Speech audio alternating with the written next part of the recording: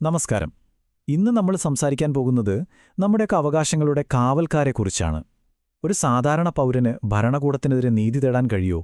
എന്നുവെച്ചാൽ ഗവൺമെന്റ് നമ്മുടെ അവകാശങ്ങൾ ലംഘിച്ചാൽ നമ്മളെ സംരക്ഷിക്കാൻ ആരുണ്ട്? ഈയൊരു വലിയ ചോദ്യത്തിനുള്ള ഉത്തരമാണ് നമ്മൾ ഇന്ന് ചർച്ച ചെയ്യുന്നത്. ഒന്ന് ആലോചിച്ചു നോക്കൂ, സർക്കാരിൽ നിന്ന് തന്നെ നമ്മുടെ അവകാശങ്ങളെ സംരക്ഷിക്കാൻ ഒരു സംവിധാനം വേണമല്ലേ? ഇതൊരു നിസ്സാര ചോദ്യമല്ല. കാരണം ഈ ചോദ്യത്തിനുള്ള ഉത്തരത്തിലാണ് ഒരു ജനാധിപത്യ രാജ്യത്തിന്റെ യഥാർത്ഥ ശക്തിയും സൗന്ദര്യവുമൊക്കെ ഇരിക്കുന്നത്. അതെ, ഒരു ജനാധിപത്യത്തിൽ നമുക്ക് തീർച്ചയായും ഒരു കാവൽ നായയെ വേണം. എന്തിനാണെന്നോ, അധികാരികൾ അവരുടെ അധികാരം ദുരുപയോഗം ചെയ്യുന്നില്ലെന്നും ഒരു പൗരന്റെയും ശബ്ദം അടിച്ചമർത്തപ്പെടുന്നില്ലെന്നും ഉറപ്പുവരുത്താൻ. അങ്ങനെ ഒരു കാവൽക്കാരൻ. അപ്പോ നമ്മളീ പറയുന്ന മനുഷ്യാവകാശങ്ങൾ എന്ന് പറഞ്ഞാൽ എന്താണ്? വളരെ ലളിതമായി പറഞ്ഞാൽ, ഓരോ വ്യക്തിക്കും അന്തസ്സോടെ ജീവിക്കാൻ ആവശ്യമായ അടിസ്ഥാനപരമായ അവകാശങ്ങളും സ്വാതന്ത്ര്യങ്ങളുമാണ്. ജീവിക്കാനുള്ള അവകാശം, തുല്യത, അഭിപ്രായ സ്വാതന്ത്ര്യം, അങ്ങനെയെല്ലാം. ഓക്കെ, അപ്പോൾ നമുക്ക് നേരെ വിഷയത്തിലേക്ക് വരാം. ഇന്ത്യയുടെ ദേശീയ തലത്തിലുള്ള ഈ പ്രധാന കാവൽക്കാരനെ നമുക്ക് പരിചയപ്പെടാം. ദേശീയ മനുഷ്യാവകാശ കമ്മീഷൻ, അല്ലെങ്കിൽ നമ്മൾ ചുരുക്കി പറയുന്ന NHRC. 1993 മനുഷ്യാവകാശ സംരക്ഷണ നിയമം അനുസരിച്ചാണ് NHRC നിലവിൽ വരുന്നത്. ഇതിന്റെ ഏറ്റവും വലിയ പ്രത്യേകത എന്താണെന്ന് വെച്ചാൽ, ഇതൊരു സ്വയംഭരണ സ്ഥാപനമാണ്. അതായത് സർക്കാരിൽ നിന്നും പൂർണ്ണമായും സ്വതന്ത്രമായി പ്രവർത്തിക്കുന്ന ഒന്ന്. ഇതിന്റെ ആസ്ഥാനം ന്യൂഡൽഹിയിലാണ്. പക്ഷെ ഒരു ചോദ്യമുണ്ട്: ആരാണ് ഈ കാവൽക്കാരനെ തിരഞ്ഞെടുക്കുന്നത്? ഇത് വളരെ പ്രധാനപ്പെട്ടൊരു കാര്യമാണ്. കാരണം ഈ കമ്മീഷന്റെ നിഷ്പക്ഷത ഉറപ്പാക്കുന്നതിൽ ഈ തെരഞ്ഞെടുപ്പ് പ്രക്രിയയ്ക്ക് വലിയ പങ്കുണ്ട്. പ്രധാനമന്ത്രി നേതൃത്വം കൊടുക്കുന്ന ഒരു ഉന്നതതല സമിതിയാണ് ഇതിലെ അംഗങ്ങളെ ശുപാർശ ചെയ്യുന്നത്. ഈ സമിതിയിൽ ആരൊക്കെയുണ്ടെന്നോ?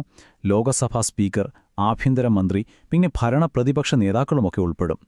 അതായത് ഒരു രാഷ്ട്രീയ സന്തുലിതാവസ്ഥ ഉറപ്പാക്കാൻ ശ്രമിക്കുന്നുണ്ട് എന്ന് സാരം. ഈ സമിതിയുടെ ശുപാർശ പ്രകാരം രാഷ്ട്രപതിയാണ് നിയമനം നടത്തുന്നത്. അപ്പോൾ ഈ കമ്മീഷന് യഥാർത്ഥത്തിൽ എന്തൊക്കെയാണ് ചെയ്യാൻ കഴിയുക? നമുക്കിവരുടെ അധികാരങ്ങൾ എന്തൊക്കെയാണെന്ന് ഒന്ന് നോക്കാം, അല്ലേ? ഒന്നാമത്തെ കാര്യം, അന്വേഷിക്കാനുള്ള അധികാരം. ഇപ്പോൾ ഒരു പോലീസ് സ്റ്റേഷനിൽ ആർക്കെങ്കിലും ക്രൂരമായി മർദ്ദനമേറ്റു എന്നൊരു പരാതി കിട്ടിയാൽ NHRCക്ക് നേരിട്ട് അതിലിടപെട്ട് അന്വേഷണം നടത്താം.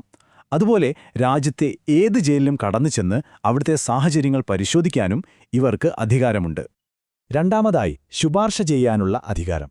അതായത് മനുഷ്യാവകാശ ലംഘനത്തിന് ഇരയായവർക്ക് നഷ്ടപരിഹാരം നൽകാനും കുറ്റക്കാരായ ഉദ്യോഗസ്ഥർക്കെതിരെ നടപടിയെടുക്കാനും ഇവർക്ക് സർക്കാരിനോട് ശുപാർശ ചെയ്യാം.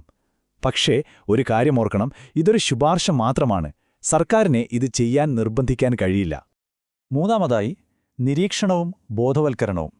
അന്താരാഷ്ട്ര തലത്തിലുള്ള മനുഷ്യാവകാശ ഉടമ്പടികൾ നമ്മുടെ രാജ്യത്ത് ശരിയായി നടപ്പിലാക്കുന്നുണ്ടോ എന്ന് നിരീക്ഷിക്കുക മാത്രമല്ല, മനുഷ്യാവകാശങ്ങളെക്കുറിച്ച് സാധാരണ ജനങ്ങളെ ബോധവൽക്കരിക്കുക എന്നതും ഇവരുടെ ഒരു പ്രധാന ജോലിയാണ്. കാരണം നമ്മുടെ അവകാശങ്ങളെക്കുറിച്ച് നമുക്ക് അറിവുണ്ടെങ്കിലല്ലേ അത് ലംഘിക്കപ്പെടുമ്പോൾ ചോദ്യം ചെയ്യാൻ പറ്റൂ. ശരി, ഇനി നമുക്ക് ദേശീയ തലത്തിൽ നിന്ന് താഴോട്ട് നമ്മുടെയൊക്കെ സംസ്ഥാനങ്ങളിലേക്ക് വരാം. ഇവിടെയാണ് സംസ്ഥാന മനുഷ്യാവകാശ കമ്മീഷനുകൾ, അതായത് SHRCകൾ പ്രവർത്തിക്കുന്നത്.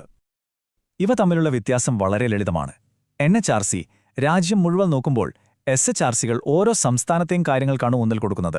അതായത് നമ്മുടെ സംസ്ഥാനത്തിനകത്തെ പ്രശ്നങ്ങളിൽ ഇടപെടുന്നത് SHRC ആയിരിക്കും. അതുപോലെ നിയമനത്തിന്റെ കാര്യത്തിലും വ്യത്യാസമുണ്ട്. NHRC അംഗങ്ങളെ രാഷ്ട്രപതി നിയമിക്കുമ്പോൾ SHRC അംഗങ്ങളെ നിയമിക്കുന്നത് ഗവർണറാണ്. എന്നാൽ അധികാരവും യാഥാർത്ഥ്യവും തമ്മിൽ ചില വ്യത്യാസങ്ങളുണ്ട്. ഈ പറയുന്ന കാവൽ നായയുടെ കഴുത്തിൽ ഒരു ചരടുണ്ടോ? നമുക്ക് ഈ കമ്മീഷനുകളുടെ പരിമിതികൾ എന്തൊക്കെയാണെന്നൊന്ന് പരിശോധിക്കാം. ഇതാണ് നമ്മൾ മനസ്സിലാക്കേണ്ട ഏറ്റവും പ്രധാനപ്പെട്ട കാര്യം. ഈ കമ്മീഷനുകൾക്ക് അന്വേഷിക്കാനും റിപ്പോർട്ട് ചോദിക്കാനും ശുപാർശ ചെയ്യാനുമൊക്കെ പറ്റും. പക്ഷേ അവരുടെ ശുപാർശകൾക്ക് നിയമപരമായ സാധുതയില്ല. അതായത് സർക്കാരിന് വേണമെങ്കിൽ ഇവയെല്ലാം തള്ളിക്കളയാം. ഇതുകൊണ്ട് തന്നെയാണ് ചിലരൊക്കെ ഇതിനെ ഒരു കടലാസ് പുലി എന്ന് വിമർശിക്കുന്നത്. കാരണം ഇവരുടെ അധികാരം യഥാർത്ഥത്തിൽ ഒരു ധാർമ്മിക സമ്മർദ്ദം ചെലുത്തുക എന്നതു മാത്രമാണ്. അപ്പോൾ സ്വാഭാവികമായും ഒരു ചോദ്യം വരും, അല്ലേ? ഇത്രയൊക്കെ പരിമിതികളുണ്ടെങ്കിൽ പിന്നെ എന്തിനാണ് ഈ കാവൽക്കാർ? എന്തുകൊണ്ടാണിവർ ഇപ്പോഴും ഇത്രയധികം പ്രസക്തരാകുന്നത്? കാരണം നിയമപരമായ പിൻബലം ഇല്ലായിരിക്കാം, പക്ഷേ ഇവരുടെ സ്വാധീനം നമ്മൾ കാണുന്നതിലും വലുതാണ്. സാധാരണക്കാരന്റെ ശബ്ദം സർക്കാരിന്റെ ചെവിയിലെത്തിക്കാൻ ഇവരൊരു പാലമായി പ്രവർത്തിക്കുന്നു. പോലീസ്, ജയിൽ പോലുള്ള സംവിധാനങ്ങളെ ചോദ്യം ചെയ്യാനും കസ്റ്റഡി മരണങ്ങൾ പോലുള്ള ഗൗരവമേറിയ വിഷയങ്ങൾ പൊതുസമൂഹത്തിന്റെ മുന്നിൽ കൊണ്ടുവരാനും ഇവർക്ക് കഴിയുന്നുണ്ട്. ഇത് ചെറിയ കാര്യമല്ല. ഈയൊരു വാചകം ഇതിന്റെ പ്രാധാന്യം വ്യക്തമാക്കുന്നുണ്ട്. സമൂഹത്തിൽ സുതാര്യതയും ഉത്തരവാദിത്വവും നീതിയും പ്രോത്സാഹിപ്പിക്കുന്ന ശക്തമായ ധാർമ്മിക ശക്തികളായി അവർ പ്രവർത്തിക്കുന്നു. അവരുടെ യഥാർത്ഥ ശക്തി നിയമത്തിലല്ല, മറിച്ച് ഈ ധാർമ്മികമായ അധികാരത്തിലാണ്. അപ്പോൾ എന്റെ ചോദ്യം ഇതാണ്: നമ്മുടെ അവകാശങ്ങൾ പൂർണ്ണമായി സംരക്ഷിക്കാൻ കേവലം ധാർമ്മികമായ കാവൽക്കാർ മാത്രം മതിയോ? അതോ ഇവർക്ക് കുറച്ചുകൂടി പല്ലും നഖവുമൊക്കെ നൽകേണ്ടതുണ്ടോ? ഇതിനെക്കുറിച്ച് നിങ്ങൾക്ക് എന്താണ് തോന്നുന്നത്? ഒന്നാലോചിച്ചു നോക്കൂ.